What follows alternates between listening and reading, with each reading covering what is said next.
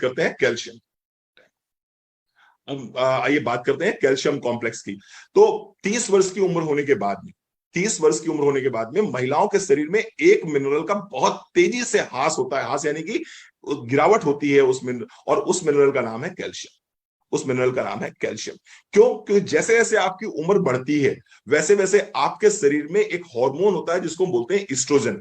ये oestrogen hormone कम होना शुरू हो जाता है। जैसे जैसे ईस्ट्रोजन हार्मोन होना शुरू हो जाता है, वैसे वैसे क्या होता है, कैल्शियम बॉडी में एब्जॉर्ब होना कम हो जाता है। एब्जॉर्ब होना कम हो जाता है। तो 30 वर्ष के बाद में आपके शरीर में एक मिनरल बहुत तेजी से कम होता है जिसका नाम है कैल्शियम कॉम्प्लेक्स। लेकिन चूंकि आपको जिंदा रहना है, शरीर को जिंदा रहना है, तो कैल्शियम की आवश्यकता तो पड़ती ही पड़ती है।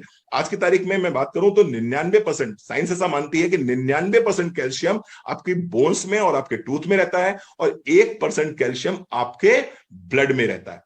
तो बहुत सारे लोग क्या करते हैं, वो ब्लड टेस्ट कराते हैं और ब्लड टेस्ट करा के हमको बताते हैं कि रणवीर सर देखिए हमारी तो कैल्शियम रिपोर्ट बिल्कुल नॉर्मल है, हमारी तो कैल्शियम रिपोर्ट बिल्कुल नॉर्मल है, और हमारा तो पैरामीटर्स बिल्कुल नॉर्मल है, तो हमें तो कैल्शियम की जरूरत ही नहीं है। भैया आपने ब्लड टेस्ट कराया है और ब्लड टेस्ट में आपका सिर्फ 1% कैल्शियम आया है। 99% कैल्शियम तो आपकी हड्डियों में था और आपके दांतों में था। तो उसके लिए आपको बीएमडी कराना, बोन मास डेंसिटी टेस्ट कराना पड़ेगा। तो वो तो आपने कराया नहीं है। अब होता क्या है, चूंकि आपके शरीर को जिंदा रखना होता है, तो ब्रेन क्या करता है, ब्रेन आपकी बॉडी को ये मैसेज देता है कि भैया आपको जिंदा रहना है, तो जहां पर कैल्शियम ज्यादा है वहां से कैल्शियम बाहर निकालो। अब कैल्शियम ज्यादा कहां पर है, हमारे बोन में है और हमारे टूथ में है, तो वहां से कैल्शियम निकलना शुरू हो जाता है। वहां से कैल्शियम निकलना शुरू हो जाता है, और धीरे धीरे धीरे धीरे क्या होगा, कहीं से कोई चीज निकली जा रही है और वहां पर वो चीज डिपॉजिट नहीं करी जा रही है, तो निश्चित रूप से वहां पर वो चीज कम हो जाएगी। और अगर ज्वाइंट्स में, अगर आपके टूथ में आपका कैल्शियम कम होना शुरू हो जाएगा, तो तमाम तरह की समस्याएं होनी शुरू हो जाएंगी। आइए थोड़ा सा देखते हैं किस तरह की समस्याएं आपको हो सकती हैं। सबसे इंपॉर्टेंट मिनरल हमारी बॉडी के लिए होता है, उनमें से एक मिनरल है कैल्शियम। आपको शरीर, दांतों और हड्डियों को मजबूत बनाने के लिए इसका इस्तेमाल करते हैं। शरीर का 99% से भी ज्यादा कैल्शियम दांतों और हड्डियों में ही होता है, जो कंकाल की संरचना और उसके कार्यों को सपोर्ट करता है। शरीर में बाकी बचा हुआ 1% कैल्शियम अन्य महत्वपूर्ण कार्यों में सहायता करता है, जैसे मांसपेशियों का संकुचन, धमनियों का संकुचन व विस्तार, और तंत्रिका प्रणाली के माध्यम से शरीर के अन्य भागों में संदेश पहुंचाना। हृदय व शरीर के अन्य हिस्सों को भी ठीक से काम करने के लिए कैल्शियम की जरूरत पड़ती है। बहुत सिंपल सी बात है, ब्रेन का मैसेज बॉडी के पार्ट्स तक पहुंचाने के लिए जो जो सबसे इंपॉर्टेंट चीज है वो है कैल्शियम। आपकी मांसपेशियों की को मजबूत रखने के लिए जो सबसे इंपॉर्टेंट चीज है वो है कैल्शियम। आपकी हड्डियों को मजबूत रखने के लिए जो सबसे इंपॉर्टेंट चीज है वो है कैल्शियम। आइए बात करते हैं, अगर बॉडी में कैल्शियम कम होगा तो किस किस तरह के लक्षण आएंगे। सबसे पहले तो नींद आना कम हो जाएगी। अगर आपको प्रॉपर तरीके से नींद नहीं आ रही है, अगर आपकी रातें तारे गिन गिन के गुजर रही हैं, तो इसका मतलब कहीं ना कहीं शरीर में कैल्शियम की कमी है। अनावश्यक व्यर्थ का बहुत ज्यादा थकान रहती है, आपको आपको थकान बहुत ज्यादा रहती है, आपको लिथार्जीनेस रहता है, आपको लेजीनेस बहुत ज्यादा रहता है, आलस से बहुत ज्यादा रहता है, तो इसके पीछे का मुख्य कारण भी कहीं ना कहीं कैल्शियम होता है। इसके साथ साथ में अगर हाथ पैरों में झंझनाहट रहती है, सनसनाहट रहती है, तो अगेन एक बहुत बड़ा रीजन कैल्शियम का है। अगर कंसीव नहीं कर पा रहे हैं तो भी कैल्शियम एक मुख्य कारण हो सकता है, और कंसीव करने के बाद अगर मिसकैरेज बार बार हो रहे हैं तो अगेन एक मुख्य कारण कैल्शियम हो सकता है। अगर मिर्गी के दौरे पड़ते हैं, इपिलिप्सी के आपको अटैक पड़ते हैं, हो सकता है कैल्शियम बॉडी में कम हो आपको। स्किन अगर ड्राई रहती है तो भी कैल्शियम मुख्य कारण हो सकता है, स्किन अगर ड्राई रहती है। इसके साथ साथ में एक चीज को और सर्वे किया गया, एक रिसर्च कहती है कि जिन लोगों को सोरियासिस हुआ है उनको जब रिसर्च करी गई, एक्जिमा जिनको हो रहा है उनकी जब रिसर्च करी गई, तो देखा यह गया कि जिनको सोरियासिस हुआ या जिनको एक्जिमा हुआ उनके शरीर में कैल्शियम की बहुत तेजी से कमी हो रही थी, उनके बॉडी में कैल्शियम बहुत तेजी से कम हो रहा था।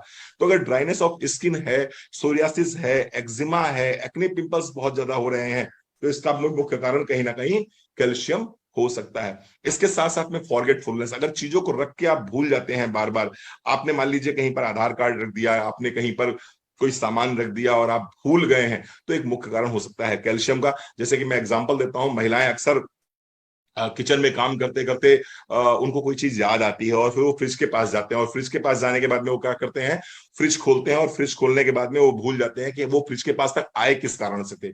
फिर वो क्या करते हैं, वहां से एक स्वीट का पीस उठाते हैं और स्वीट खा के या फिर पेठे की गिटिया खा के फिर चले जाते हैं। फिर बाद में उनको याद आता है कि हम तो पुदीना लेने गए थे। तो अगर इस तरह की स्थितियां बन जाती हैं तो कहीं ना कहीं उसके पीछे का मुख्य कारण कैल्शियम हो सकता है। इसके साथ साथ में एलर्जी की संभावनाएं हो सकती हैं।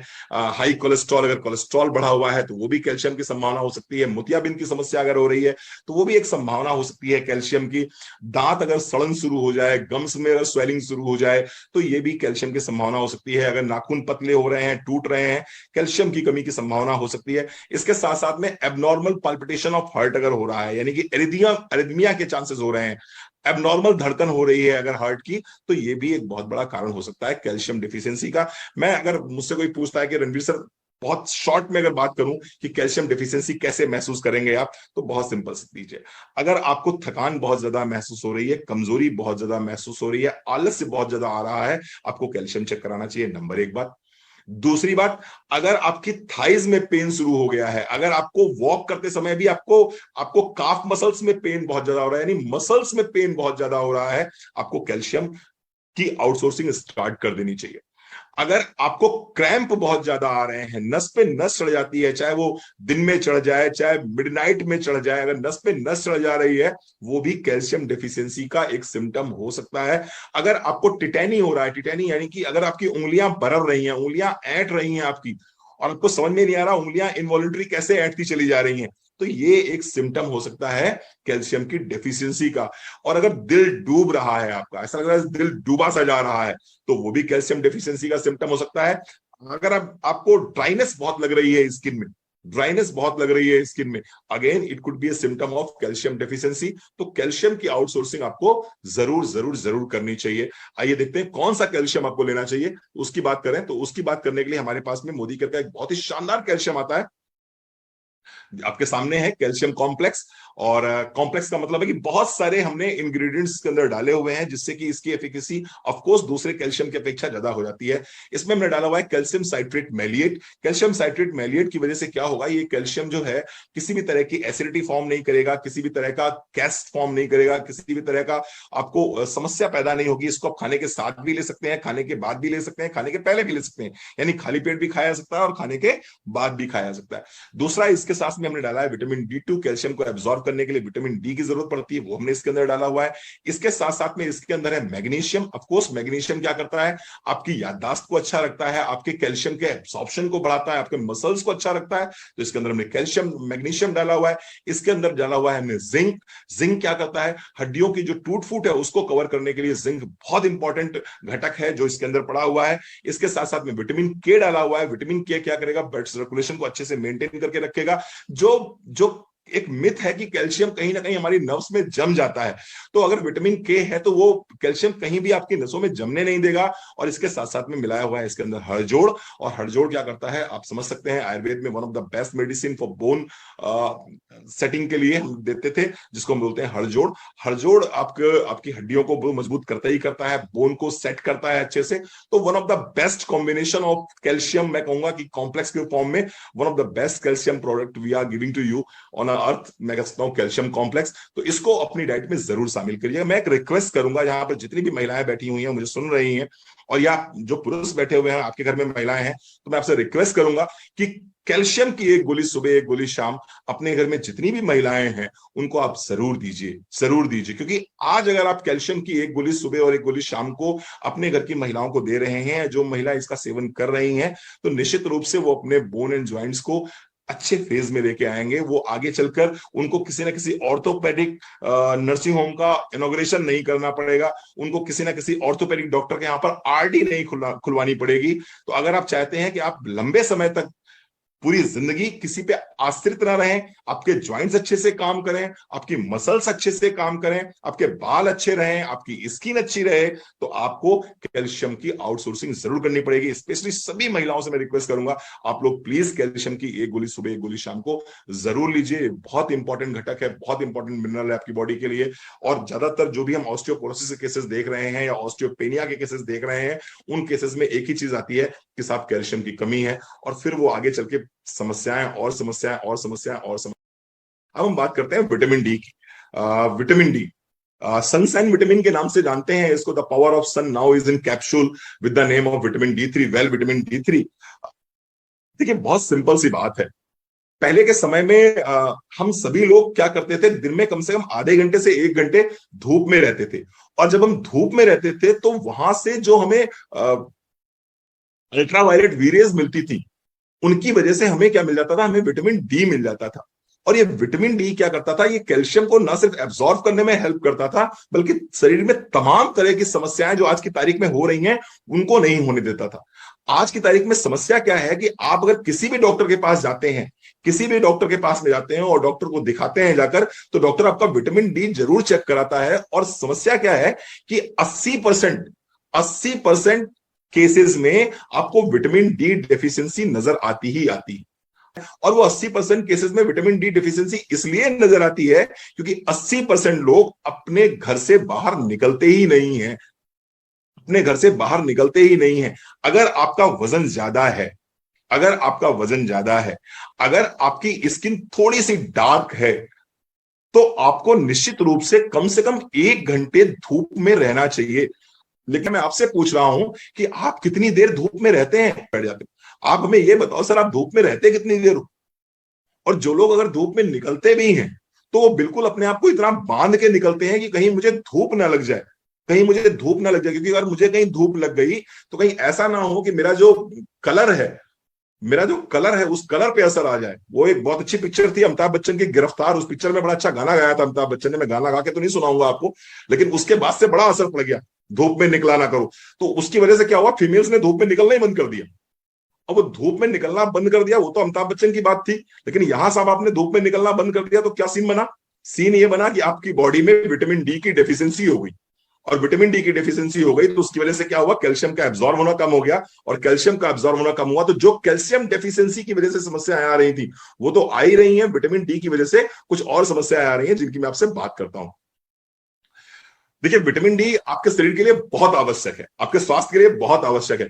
कुछ मात्रा में विटामिन डी भोजन से भी प्राप्त हो सकता है, मशरूम से प्राप्त हो जाएगा, मिल्क प्रोडक्ट से प्राप्त हो जाएगा, कुछ ग्रीन लीफी वेजिटेबल से भी प्राप्त हो जाता है। लेकिन इसका मुख्य स्रोत क्या है? मुख्य स्रोत है सूर्य की किरणें।